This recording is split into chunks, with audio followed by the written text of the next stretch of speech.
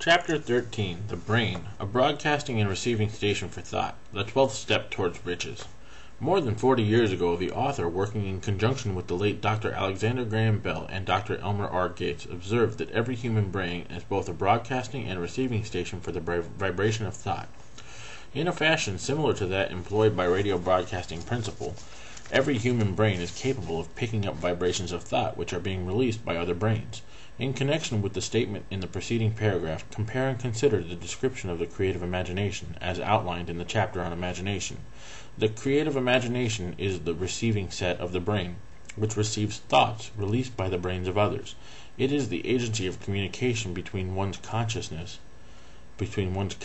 and reasoning mind, and the four sources from which one may receive thought stimuli.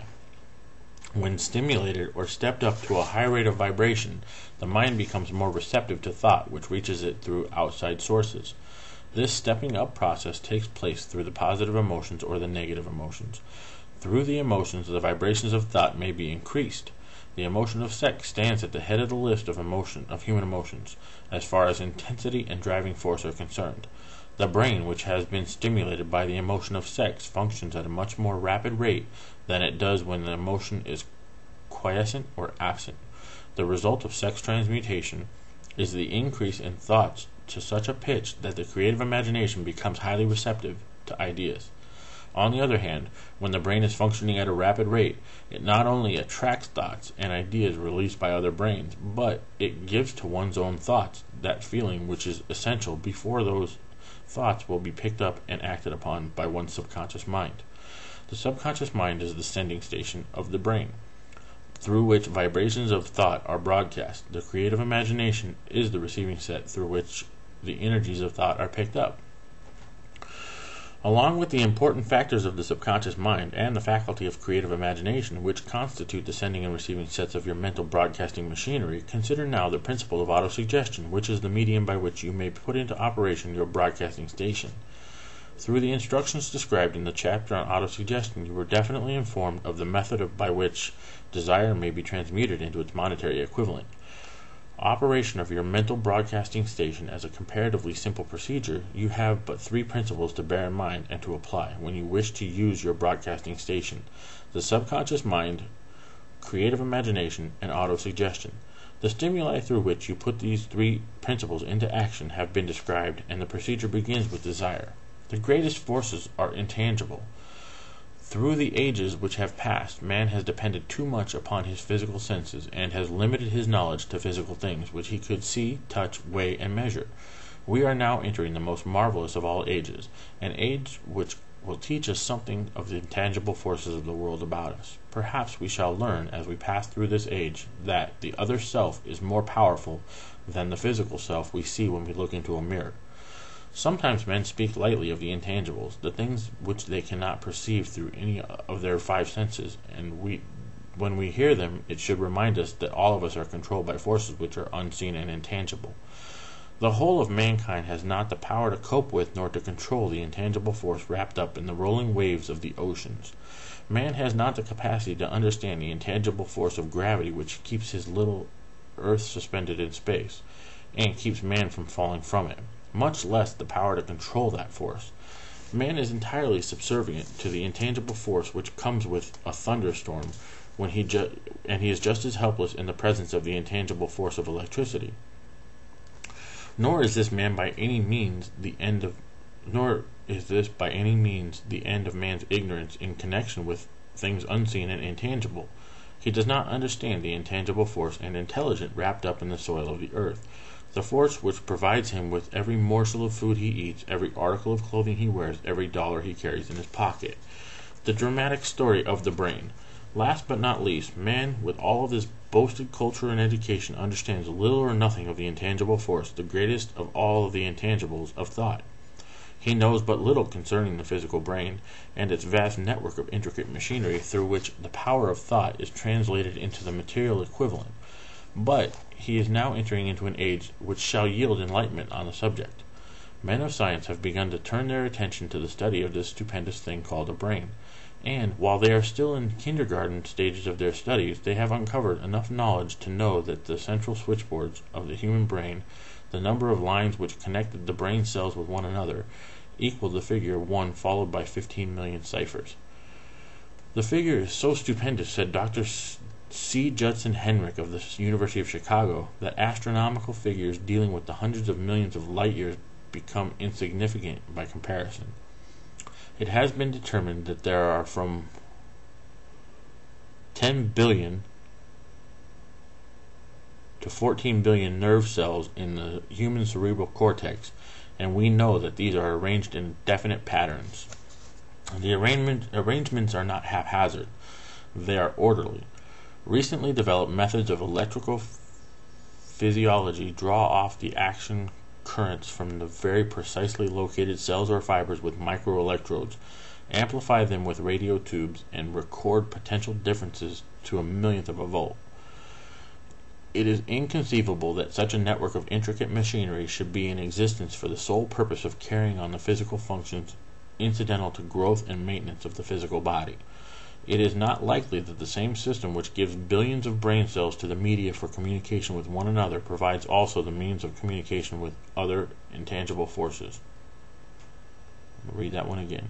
Is it not likely that the same system which gives billions of brain cells the media for communication one with another provides also the means of communication with other intangible forces?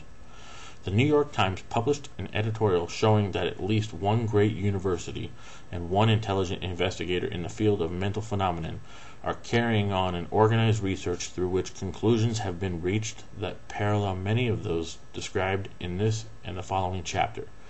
The editorial briefly analyzed the work carried on by Dr. Rhine and his associates at Duke University vis-a-vis what is telepathy.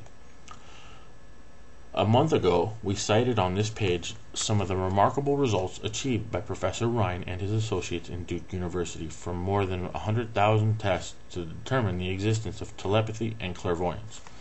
These results were summarized in the first two articles in Harper's Magazine.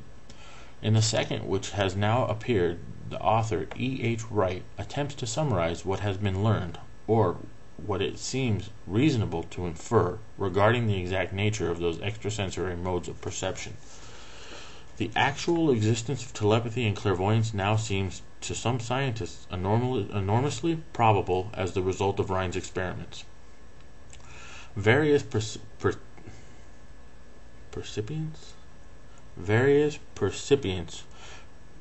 I think that was supposed to be participants, were asked to name as many cards in a special pack as they could without looking at them and without other sensory access to them. About a score of men and women were discovered who could regularly name so many of the cards correctly that there was not one chance in many a million of their having done the feats by luck or accident. But how did they do them? These powers, assuming that they exist, do not seem to be sensory. There is no known organ for them. The experiments work just as well at distances of several hundred miles as they did in the same room. These facts also dispose, in Mr. Wright's opinion, of the attempt to explain telepathy or clairvoyance through any physical theory of radiation. All known forms of radiant energy decline inversely as the square of the distance traversed. Telepathy and clairvoyance do not, but they do vary through physical cause and other mental powers. As our other mental powers do.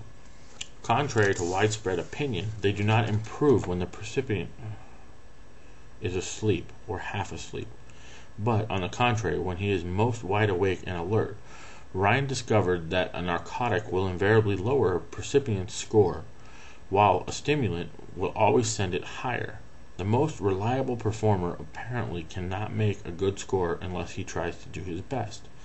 Our conclusion that Wright draws with some confidence is that telepathy and clairvoyance are really one and the same gift.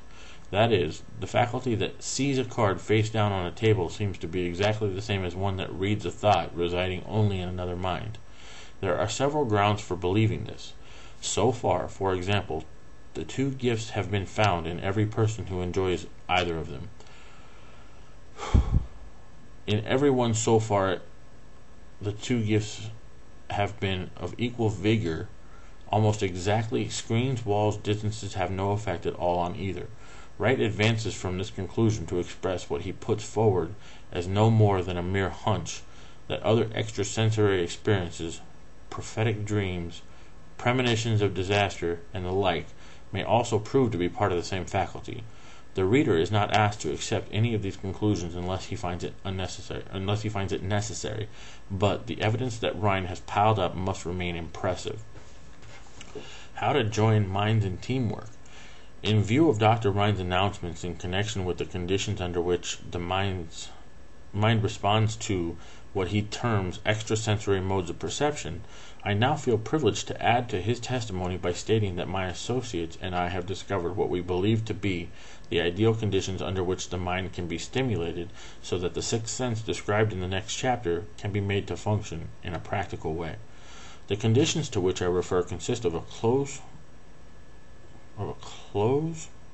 working alliance between myself and two members of my staff.